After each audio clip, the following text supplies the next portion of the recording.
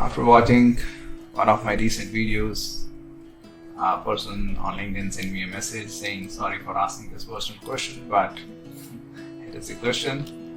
Have you been able to love yourself? And were you not loving yourself earlier?" Because now I share that now I'm increasingly accepting myself, increasingly loving myself. So that's where I think this question was coming from. That have you been able to love yourself? And were you not in love with yourself earlier? So let's start with, have you been able to love yourself? So I think now, there is this palpable sense of self-acceptance now, that I see that I'm accepting myself more and more with passing time. And even currently I have a reasonable amount of self-acceptance, which means that I'm not very prone to rejecting myself at even a slight indication of disapproval by others.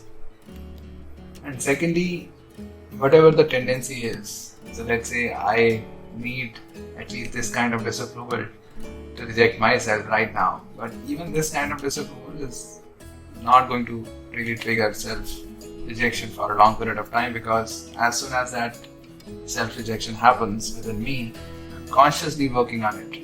So as soon as that happens, I'll feel discomfort, and I'll feel discomfort, so I'll look within me, and then I'll very consciously decide to accept myself irrespective of what's happening around me. So right now, I am not rejecting myself for small reasons. Perhaps for big reasons, I might reject myself, I don't know. But this has been my experience that there is at the gut level, there is still self-rejection happening to a large extent, because my gut is essentially my past, right? My tendencies, my current tendencies are a reflection of my past. If I have been rejecting myself a lot in the past, then naturally my natural reaction would be to reject. My gut would reject myself. But since I'm not consciously working on it, so even if there is that natural rejection, self-rejection that occurs, I immediately start working on it, and I then choose to envelop myself with self-acceptance. So even if that negativity appears, that doesn't persist. What used to happen earlier, and what happens probably in other people, is that negativity comes, and that negativity slowly balloons, that negativity slowly becomes big, and then it encompasses our experience of life. And then it stays there for a long period of time, and then generally we end up getting distracted in something, or we end up distracting ourselves, because of course self-rejection is a very painful experience of life. But essentially I think I didn't used to resolve this self-rejection, because I never used to see it this way. But now, given that I realize that this is what is happening, so even when that self-rejection happens, naturally that self-rejection doesn't last long.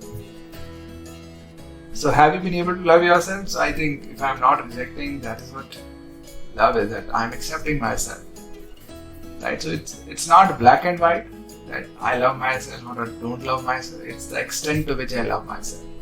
The extent to which I love myself, I think in some ways directly proportional to how often I reject myself, or how many reasons there are for which I can reject myself. If there are not many reasons, then really I've accepted myself, or I love myself in a big way.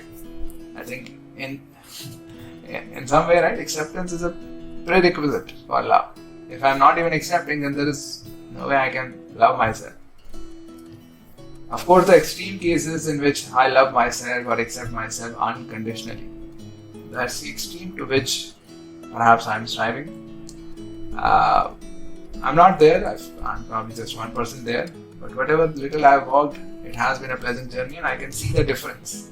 I can see the difference it has made to my life. I can see the increased positivity, because I think this is a very conscious change I'm bringing about. So I can see that if I don't accept myself in this situation, I can sort of sense the negativity that I would be entrapped in. So have you been able to love yourself? yeah, increasingly I'm loving myself, accepting myself, cherishing myself more and more with passing time. And were you not in love with yourself earlier? Well, again, that's a black and white question. I think, of course, there was some sort of self-acceptance, but I think in a lot of ways I was very insecure about myself. Insecurity essentially means self-rejection, that I don't like parts of me, right? And this is what happened when you are insecure and then somebody says something around it, then immediately you are hurt badly. Why are you hurt badly? Because there's already a lot of self-rejection, you're trying to suppress that self-rejection, then some outer trigger happens and that brings that self-rejection to the fore, and then that's a very painful experience to go through. So when I choose to accept myself, then those insecurities also go away.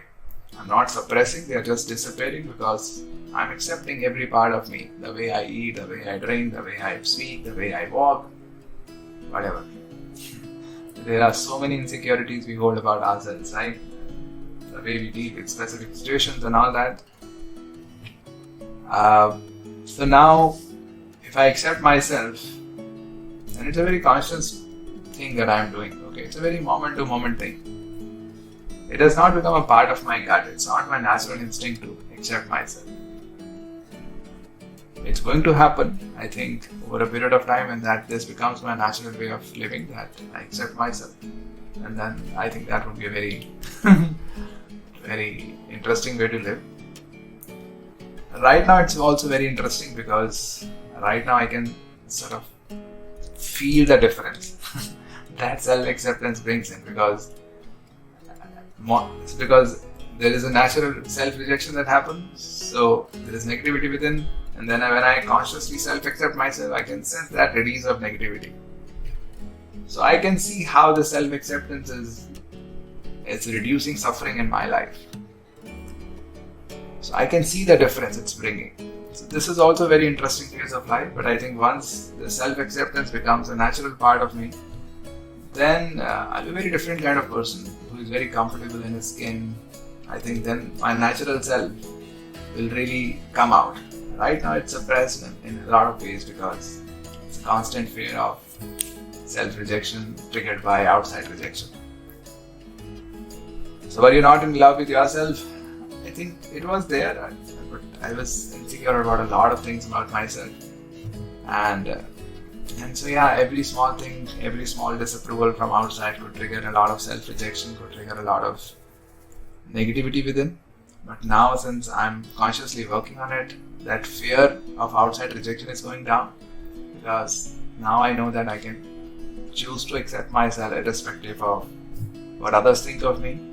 So I can really come out and be free, be more relaxed as I deal with the outside world, because earlier there was a sense of constant fear that okay, when I deal with the outside world, I should not face any rejection or disapproval, because any rejection or disapproval is going to be very painful. Now I realize why that was very painful, because that would trigger self-rejection. Now since that self-rejection is not there, that fear is also sort of coming down. Yeah, that's a long answer to those small little questions.